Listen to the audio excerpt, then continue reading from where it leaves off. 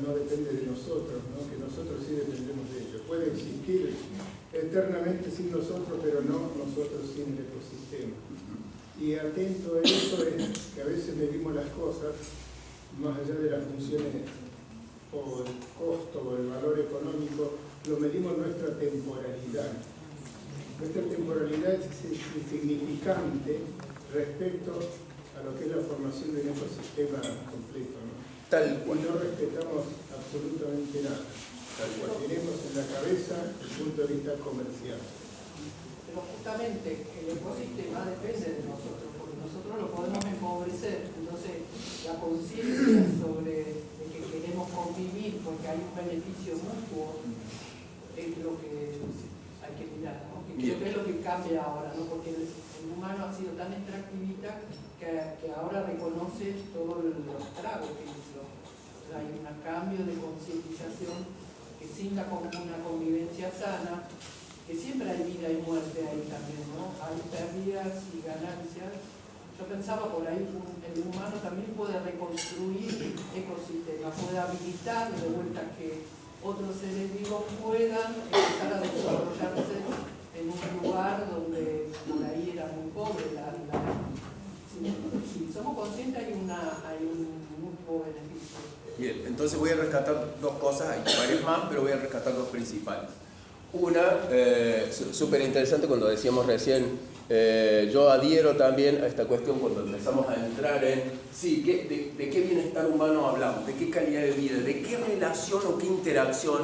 Yo de acuerdo totalmente, el ser humano, una especie dentro de ese ecosistema, pero sabiendo de que tenemos esa capacidad enorme de transformación con nuestras acciones y por lo cual hay que ver esa interacción cómo se va a dar para ver si no puede ser positiva en función de mejorar aquello, algo que se esté dañando o esté desmejorando. Entendiendo también, y me pareció súper interesante lo que habló de la escala temporal, entendiendo también de que en los procesos de valoración de qué es más importante que qué y qué decisiones tomo, muchas veces el ser humano como individuo, en esa capacidad tan potente que tiene nuestro cerebro, en nuestra cabeza como individuos, empezamos a trabajar quizás con escalas muy cortas, porque necesitamos acciones a corto plazo, pero no preveemos que esas acciones, qué consecuencias pueden tener en un largo plazo que excede nuestra vida individual. Nuestro ciclo biológico nos hace a veces tomar decisiones en función de esa necesidad que tenemos en nuestro ciclo biológico. Y en esa intergeneracionalidad que habla de la sustentabilidad, decir, che, pensemos más allá, pensemos en las otras generaciones, etcétera, etcétera, nos cuesta mucho hacer ese ejercicio de gran escala, temporal, de largo plazo, porque sabemos que muchas veces hablamos de generalidades en el largo plazo, hablamos de quizás hashtag, como decimos ahora en las redes, hablamos de lemas, de frases muy generales, porque estamos pensando en una generalidad de largo plazo, pero en realidad hay que particularizar cosas que se deben repetir en el largo plazo.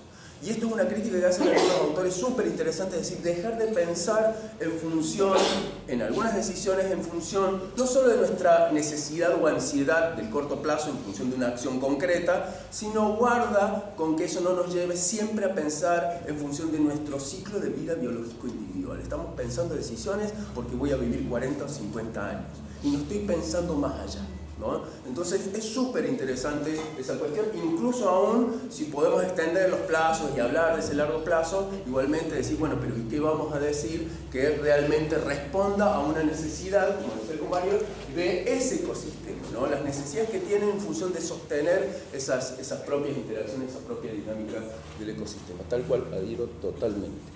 Y en función de eso, entonces autores internacionales, pero incluso locales de Córdoba, Sandra Díaz, junto con otro autor, pero en realidad perteneciendo al panel intergubernamental sobre diversidad y servicios ecosistémicos, la institución internacional del panel de científicos, técnicos, incluso también actores gubernamentales, se llama de servicios ecosistémicos, ya tiene ese nombre, ¿no? Sandra Díaz, una ecóloga de varias décadas en Córdoba, de proyección nacional e internacional, una ecóloga que incluso ha trabajado en el noroeste de Córdoba con cuestiones de biodiversidad funcional, estudiando las funciones de la biodiversidad y renovando algunas ideas de lo que es conocimiento y posibles tomas de decisiones sobre ecosistemas.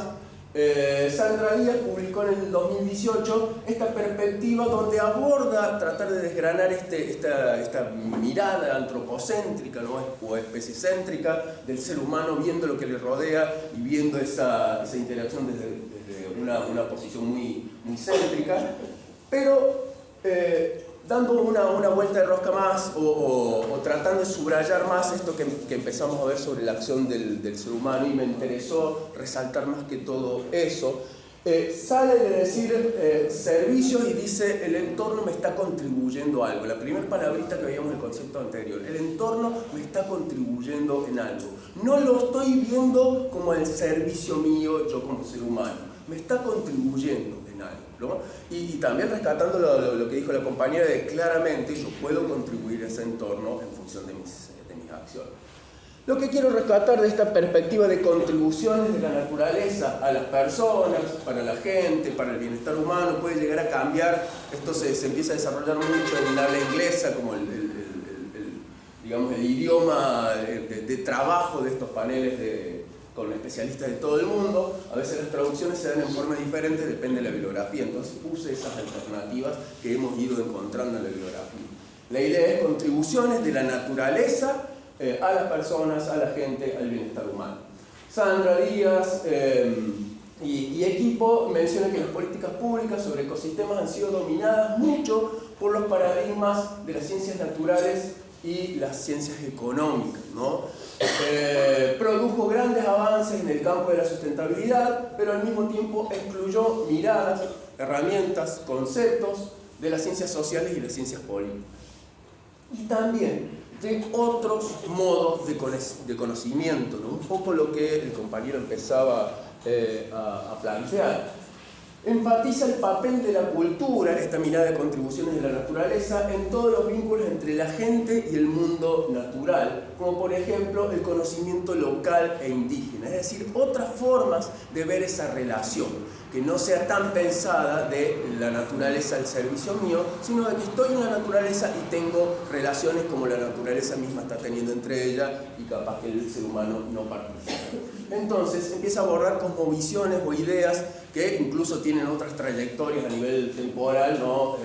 de largo plazo. Involucra entonces conocimiento local, conocimiento indígena, contempla la noción de servicios ecosistémicos, es decir, la incluye, pero va más allá y permite que a otros actores sociales y otras perspectivas que hasta ahora no se sentían representados intervengan en los procesos de decisión, en los diagnósticos y en las propuestas de nuestras planificaciones. Es darle valor a otras miradas para tratar de desarmar esto que veníamos hablando de esa mirada antropocéntrica. Tratar de brindar mayor inclusividad y equidad entre sistemas de conocimiento.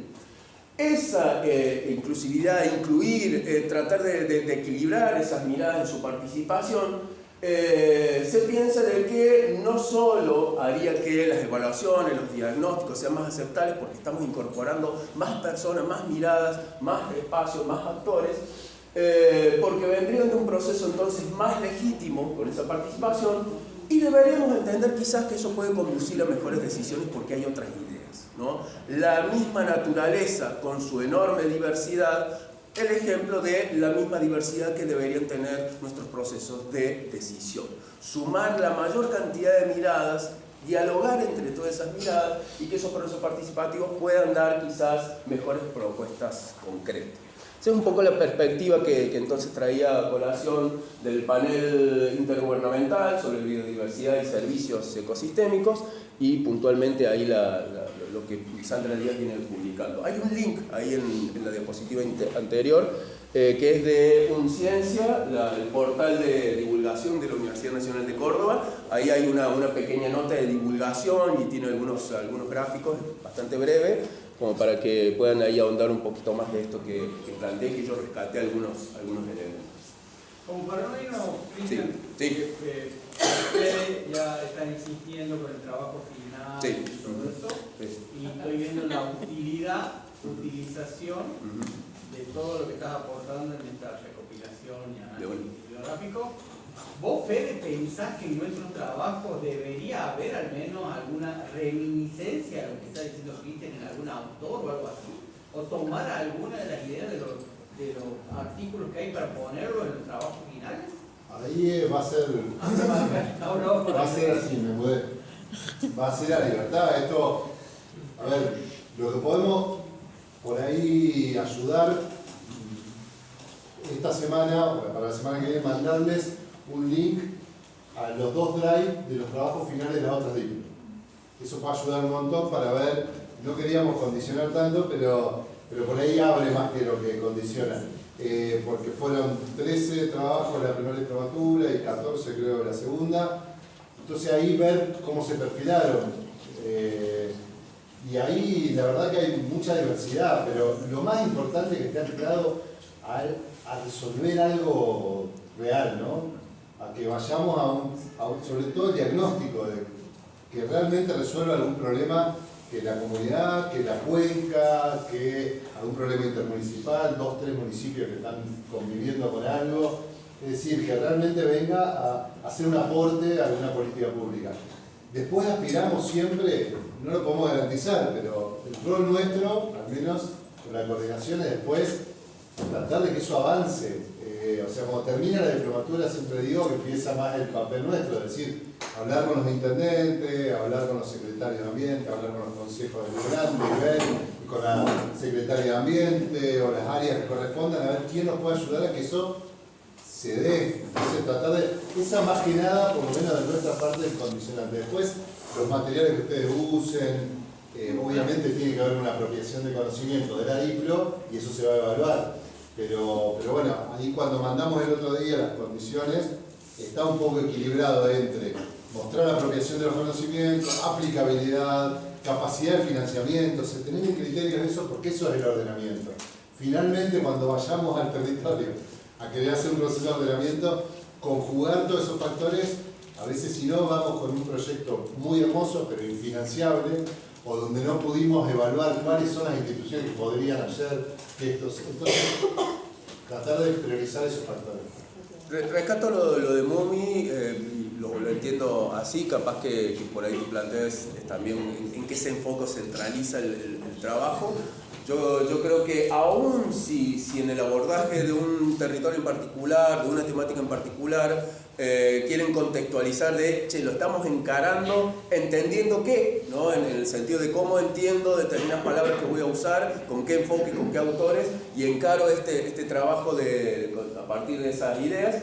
También por ahí entonces les propongo, cuando vayamos a ver los principios del enfoque ecosistémico y vayamos a ver las consignas, ya ahí en la última parte de la mañana del trabajo grupal, y que va a ser parte entonces también de que lo incorporen en sus trabajos, ahí lo que propongo es que esos principios que tienen todas estas miradas, tanto de participación, de forma de actuar, de qué diferentes ámbitos ver, etcétera, etcétera, por ahí que esos principios sean el ejercicio de tratar de aplicarlos en los procesos de ustedes de trabajo. Ahí vamos a llegar ahí porque hay incluso unas etapas de trabajo muy sencillas que la bibliografía plantea, yo no los abordo acá. Sí me parece entender los principios como una herramienta que engloba todo esto que venimos hablando, ¿no? Ya no es solo corto y pego el concepto para ponerlo en la fundamentación o en el marco teórico, sino hay 12 principios de trabajo que dicen tenés que tenerlos en cuenta si creemos o queremos o deseamos trabajar con el ecosistema integralmente, ¿no? Y va a hablar mucho de lo social, es decir, el enfoque ecosistémico nos va a pedir que hagamos estudio ecológico. No, eso es una patita, capaz que 2 o 3 de esas cosas, ¿no? Entonces, ahí por ahí lo entiendo, ahí el pie que me da Mumi para también un poco reforzar esta Se han presentado muy buenos trabajos, Cristian. Yo no sé si has tenido tiempo de mirar todo lo que ha producido el grupo de gente que está acá. Sí, ahí Nico me estuvo compartiendo. Distintas tareas que hemos organizado. Han salido cosas muy buenas y que encajan de alguna manera o otra en cada una de las bibliografías que hay tirando. Y me quedé pensando en eso y digo, ¿cuánto de esto se va a utilizar o no? Porque creo que, decime Fede, es propositivo el laburo final. No sería, es una decisión. No sería fácil, o no sería más fácil, acostarnos a decir, voy a analizar el ordenamiento territorial de tal lado y hago una crítica de este trabajo. No es a la mirada ni es a la Claro, que no sea solo un trabajo teórico, sino que sea un trabajo que tenga algún correlato fáctico de... O una política pública, analizarla concretamente, ¿viste? Cosas que... Ahí, Mumi, me gustaría hacer el aporte que está bueno en esta instancia, porque lo veníamos hablando con Fede, de cómo se van a ir perfilando los trabajos finales, ¿no? Y en realidad la pregunta está muy buena, porque pasar de un concepto, de un marco conceptual relacionado a los servicios que brindan los ecosistemas, un ejemplo sería que algún grupo, por ejemplo, trabaje con arbolado urbano, ¿sí? Y el servicio del arbolado urbano, si uno piensa, bueno, uno puede pensar en la sombra, por ejemplo, ¿sí? Ya para empezar a hablar de algo concreto, ¿no? Entonces uno, y yéndote al marco normativo, uno puede ya normar el beneficio de la sombra de un árbol, que es algo aparentemente intangible, ¿sí? Pero indirectamente vas a estar trabajando sobre la conservación o sobre la técnica de cómo hay que podar los árboles. Entonces pasamos de un concepto del beneficio que te da la sombra de un árbol a cómo cuidar el arbolado público de una ciudad. Entonces capaz que ahí cierra, digamos, cómo incorporar el concepto llevado a la práctica, digamos, a través de un trabajo concreto. Yo pensé exactamente la misma variable de la sombra, pensada desde el punto de vista ganadero, con la sombra para los animales y la pérdida de kilos por el incremento de temperatura en el lomo de los animales. Eso está medido. Ahí está. Y dije, la sombra es un intangible, pero que da una calificación a la medición concreta, ¿no? Y bueno, precisamente ese. Bueno, creo que ahí hay ejemplos, bueno, o trabajarán sobre el saneamiento de la costa de un río, con todos los beneficios que existen en relación al agua. Ahí seguramente Cristian va a ir profundizando a ver cuáles son esos servicios, cuáles son concretamente, ¿no es cierto? Incluso, y ahí algo que en algún momento que poníamos también con Nicolás, que trajo este ejemplo tan urbano, yo no, vamos a llegar a un momento de empezar a hablar cómo entendemos espacialmente algunos ecosistemas. No voy a dar categorías de ecosistemas, etcétera, pero claramente cuando lleguemos ahí, veamos algunos mapas, digamos, el territorio también que observa o que aborda la diplomatura, piensen también, y lo mencioné en un momento, es cierto que hay ecosistemas más naturales y hay ecosistemas artificializados, artificiales o ecosistemas urbanos, donde no significa de que porque hay una transformación muy grande, casi total, no significa de que no hay procesos, no hay atributos, no hay estructura y no haya interacción. Hay un ecosistema urbano donde incluso están presentes especies naturales. Algunas serán nativas, algunas serán exóticas, pero hay especies presentes, hay elementos, hay atributos, hay estructura natural dentro del ecosistema urbano. Y lo urbano es un ecosistema, ¿no? Entonces piensen de que, no, digo para que uno lo da muy por dado, por sabido, por entendido, esto de que siempre tenemos, cuando hablamos de ecología, cuando hablamos de ambiente, cuando hablamos de biodiversidad, creemos que eso está refiriéndonos a algo salvaje, silvestre, alejado, sin personas. Y ahí un poco retomo entonces a qué me dedico yo. Yo me dedico a áreas protegidas, me dedico también a planificación territorial en múltiples temas, pero me dedico mucho a la herramienta áreas protegidas, donde el área protegida tiene la estigmatización de los parques nacionales.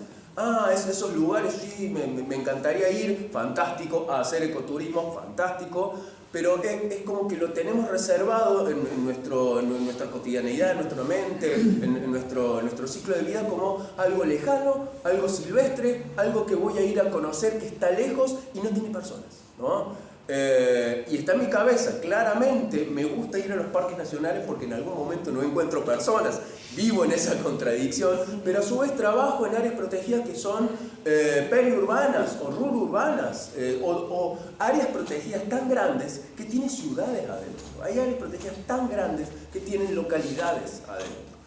Hay procesos de planificación que se han dado para determinadas localidades en el contexto de que todo lo rural, lo rururbano, lo periurbano y lo urbano está dentro de una normativa de área protegida. Se dan esos casos, lo hemos abordado, entonces es también algo en lo cual yo también me choco y digo, la gente percibe que el área protegida es un lugar sin gente muy lejos, ¿no? No, hay modelos de todo tipo, porque de hecho, insisto, es una herramienta de gestión política y hay diferentes tipos de áreas protegidas para diferentes escenarios de gestión política de los territorios, ¿no? Que precisamente las zonas urbanas están clasificadas como zonas verdes, ¿no? También está esa cuestión de esas miradas dentro de categorías, tipos y decisiones para hacer las normativas de uso del suelo o determinadas figuras de conservación, donde se empiezan a plantear, bueno, cuáles son las áreas verdes, cuáles son los pulmones verdes. Hay figuras también que se utilizan para protección. Más frágiles, por la Totalmente. intervención antrópica. Y de hecho es un foco, las áreas naturales que sean relictuales, aún sean muy pequeñas, dentro de una localidad o periférica, pegadito a una localidad, son el foco de las áreas protegidas municipales o comunales, que siempre estamos ahí tratando de que eso se fortalezca como una mirada y una posibilidad de tomar la herramienta de área protegida para gestionar esos lugares que pueden ser pequeños, no muy grandes, que son relictuales, rodeados de un ambiente más transformado, pero que son oportunidades de educación ambiental y de resguardo de esos lugares. Yo veía que con este cambio, de esta forma de verlo diferente, también las plazas que por ahí antes se estiraba el pasto inglés, en muchos lugares no se corta justamente para generar, se ponen árboles autóctonos, no los que son solamente, digamos, ahí veo el cambio que uno toma otra posición, otra postura, reconoce el beneficio e interviene entonces de otra forma sobre esa plaza o ese espacio verde que está. Tal cual. Y ahí estamos interviniendo dentro de un ecosistema urbano, capaz que en una parte o en una porción de ese ecosistema urbano. Las abejas, por ejemplo, hay ciudades que ahora toman que antes estaba prohibida, ahora toman. Bueno, ahí recuerden esos elementos cuando veamos estas tipologías de servicios ecosistémicos que decíamos que ahí vamos a llegar, ¿no? Les comparto ahí como para decir, lo tomo. Insisto, no es que adhiera absolutamente a todo, pero me parece un material nuevo, sintético, sencillo, con miradas ahí orientadas a planificadores, que es este manualcito de servicio ecosistémico para planificadores, y donde ahí empieza, en esta gráfica, empieza a tratar de sintetizar algo que lo vamos a ir viendo de otra forma. Vamos a mostrar un par de maneras más de cómo ir viendo. De hecho, de diapositiva anterior vamos a volver. Esto lo vamos a ver ahora un poco más grande. Acá están los diferentes grupos, digamos esta mirada del panel intergubernamental de los diferentes grupos en este esquema de servicio ecosistémico. Ahí lo vamos a ver un poquito más detallado, lo vamos a ver más grande y les voy a ir mencionando cada uno de ellos. En este gráfico, que es un poco más artístico, que tiene abajo una representación de un ecosistema más natural, dice la palabra acá abajo ecosistema, es el que da soporte a los servicios ecosistémicos. Fíjense que estos autores, y ahí también jugando en diferentes perspectivas de cómo uno lo puede encontrar, plantean 3 grupos. El grafiquito anterior plantea 4, ¿no? Entonces vamos a charlar un poco de cuáles pueden ser esas diferencias que plantean, ¿no? Que no son grandes. Pero hay 2 de los grupos de los otros autores entran en este grupo de regulación, ¿no? En este grupo de regulación. Hay servicios ecosistémicos de regulación, de provisión y culturales. Sería la forma más sencilla, por lo menos, de irlos diferenciando o agrupando en algunas características. Entonces esos ecosistemas brindarían estos 3 grandes grupos de servicios, le dan soporte al bienestar humano. Ahí vamos a ver, al desgranar los servicios ecosistémicos, cuáles pueden ser algunos de esos aspectos de bienestar. Y quería llegar a algo que plantea la bibliografía y que acá les pongo en la página 14-19, son poquitas páginas, incluso con algunos grafiquitos y alguna cajita más de ejemplos. Plantea que todo esto da soporte a los sistemas socioecológicos que deberían cumplir alguna mirada, deberían cumplir alguna función de sustentabilidad. Y para ello menciona como 6 diferentes cualidades, 6 diferentes atributos que deberían tener esos sistemas socioecológicos sustentables en función de ir trabajando esta perspectiva de los servicios ecosistémicos para el bienestar humano. Habla de sistemas socioecológicos, es decir, el ser humano con sus sociedades, con sus formas de organización política, social y cultural insertos en los ecosistemas, en esa relación que planteamos, ¿no? de ida y vuelta, y plantea 6 diferentes atributos. Dice de que deberían ser diversos, deberían ser resilientes, deberían ser conectados, participativos, responsables e inclusivos. No los voy a desarrollar ahora porque eso está incluido en el enfoque ecosistémico, ¿no? Esos 12 principios, por los cuales no solo son 6 atributos, 6 ideas, sino que son 12 principios. Algunos de esos principios se solapan, se relacionan y por eso los vamos a ver capaz que en bloque a diferentes principios, los veremos en conjunto. Pero habla de 6 características que va resumiendo una perspectiva a grandes rasgos de lo que necesitamos tratar de construir si pensamos estas relaciones de formas más saludables entre nuestros sistemas de vida más urbanos, más sociales, más humanos, con la relación con el resto de los seres y nuestro entorno físico. Diversos, resilientes, conectados, participativos, responsables, inclusivos. El único que yo creo que yo hubiera brindado alguna otra perspectiva diferente a lo que menciona este manualcito y que lo explica de una forma bastante es resumida, pero un poco abstracta, es de conectados. Yo cuando veía ese atributo, yo digo, bueno, está intentando mirar algo en lo cual yo trabajo, y ahí está mi cabeza también yendo por el lugar en el que siempre está. Yo lo pensé diciendo, bueno, claramente si vemos elementos del sistema natural que por determinadas transformaciones se desconectan, siempre tratar de pensar y lo decíamos en algún momento bueno, cuando encontramos un espacio natural dentro de nuestro ecosistema urbano, claramente ese espacio natural seguramente está fragmentado, está separado, está alejado y está discontinuado del resto del entorno natural. Y hay que generar esas continuidades de alguna forma, hay que intentar buscarlo, porque para que ese espacio que está fragmentado, que está separado, que está aislado, sobreviva, tiene que tener algún flujo de diferentes cuestiones. Incluso desde ecología se habla también de flujo de información, porque la energía, la materia y su representación en los genes es también flujo de información genética. Entonces, determinadas especies para que no desaparezcan, determinadas poblaciones para que no se aíslen y empiezan a tener problemas propios entre sus individuos a nivel de sobrevivencia, etc., necesitan estar conectados con otro entorno que pueda darles ese flujo genético de otros individuos, de otras especies con las cuales necesitan relacionarse, etc. Yo la pensé mucho por ese lado, pero en realidad lo que plantea, y hablando de sistemas socioecológicos, plantea guarda de que si hay un uso económico del entorno natural, hay un sistema productivo, guarda que ese sistema productivo tiene que estar conectado, tiene que estar derramando, tiene que estar haciendo participar, tiene que brindar beneficios a la comunidad en la cual se encuentra ese sistema y en la cual claramente se relaciona con ese entorno natural. Y dice que si no, se da una desconexión donde hay un sistema productivo que usa los servicios, extrae los servicios y los exporta a otro lado, con un sistema económico cerrado, donde hay pocos autores que están teniendo la hegemonía de las decisiones de ese sistema y los beneficios económicos de ese sistema. Sí, muy bien. Ahí, bueno, Geo ha publicado la palabra ecosistema, no se habla de ecosistemas tecnológicos, dentro de la computadora hay un ecosistema, de software, y estamos ahí. Hay que relajarse y dar posibilidades. Que son creativos, que hay una creatividad. Claro. Me quedo pensando en lo que fue, ¿no? Los dos últimos pasados, creo que en muchos lados sigue siendo. Esta cuestión de la participación, uno siempre piensa que es flexible, que es una normativa a recrearse permanentemente, que es dinámico. El proceso de nuestros parques nacionales han estado ampliamente, permanentemente, verticalizado en la toma de decisiones. Con gente afuera. Sí, tal cual.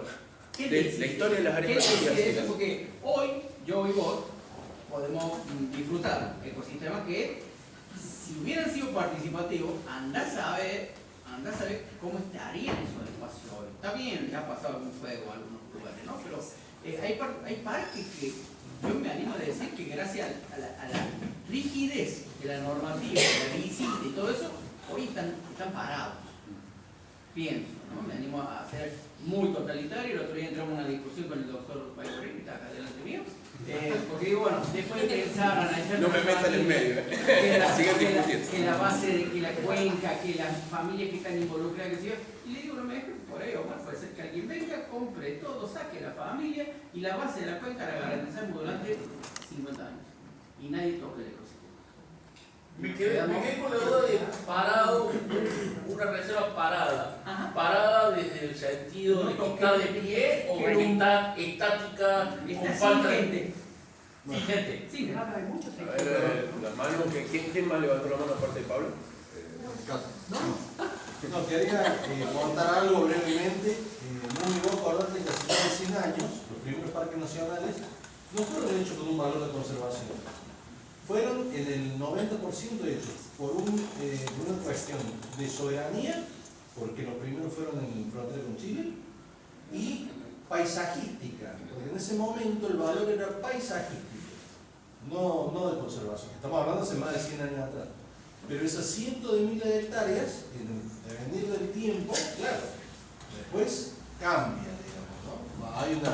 Hay un cambio ahí respecto al mismo cambio de la sociedad y la población y la cantidad de gente, pero también fueron hechos, por un lado, también con gente adentro, digamos, con toda la gente que vive adentro del Parque Nacional, pero por ahí, como dice Cristian, por ahí gracias a eso tenemos, gracias a eso tenemos lo que tenemos ahora, ¿cierto? Sí, esa es la cuestión de esa complejidad con las áreas protegidas que yo en esta diplomatura y el año pasado me metí más, ahora salí un poco más, me concentré más en el servicio, pero es cierto que está esa escala temporal, es decir, hay una historia donde el contexto histórico de gestión política, de conformación incluso de los estados, un proceso social y político de conformación de la figura del Estado, hizo que, y tal cual pensando en estos 100 años, hacia 120 y 150 años antes, la aparición en América de las áreas protegidas se daba con este fin de soberanía, de plantar áreas protegidas estrictas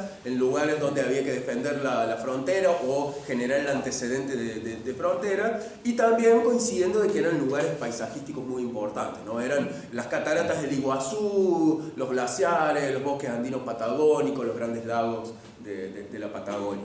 Pero eso fue un contexto histórico. Fue también escenarios particulares, y también claramente en ese contexto histórico y en ese momento lo que se decidió fue expulsar gente de esos lugares, ¿no? O sea, había comunidades que vivían miles de años en ese lugar, miles de años antes en ese lugar, y que fueron expulsados para crear estas políticas de protección, por lo cual se pagó un precio muy alto, es decir, esa cultura, esa vida, pero también se pagó un precio muy alto de la utilidad de esas políticas, porque con el devenir del tiempo, los contextos y las discusiones que se fueron dando posteriormente, está esto que les decía, finalmente hay diferentes escenarios, hay diferentes territorios, hay diferentes personas, hay diferentes paisajes, hay diferentes valores, etcétera, etcétera, hay diferente gente viviendo en estos lugares y hay diferentes entonces tipos de áreas protegidas. Para esos diferentes escenarios hay tipos diferentes de áreas protegidas. Capaz que hasta incluso en un tipo que son los parques nacionales, un tipo, una categoría, la categoría de parque nacional, ¿no? Si es por el sistema nacional, hay 6-7 más. Si es por el sistema provincial, hay 12 categorías diferentes de áreas protegidas. Pero aún así, la categoría parque en Argentina exige por ley, ahí está un poco la norma, un poco lo que Mumi decía, ¿no? Determinados instrumentos, determinadas decisiones. Bueno, entre los instrumentos y decisiones están las normas ya instituidas, y para esa categoría sí o sí el dominio tiene que ser público y no tiene que haber gente. Esa misma categoría de parque en el contexto internacional en Colombia tiene pueblos indígenas dentro de los parques nacionales con miles de personas viviendo adentro, ¿no? Y el contexto de gestión, de toma de decisiones, del área protegida dentro del pensamiento blanco, actual, contemporáneo, se maneja en forma diferente porque hay gente viviendo adentro. Entonces, hasta incluso una idea que es de área protegida estricta puede ser aplicada en forma diferente.